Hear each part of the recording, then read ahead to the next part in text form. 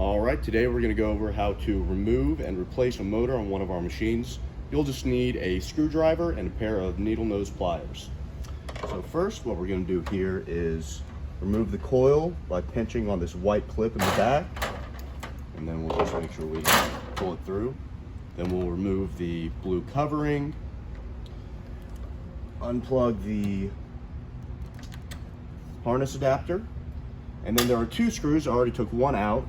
There are two screws in the corners of the motor, and we'll just go ahead and remove those.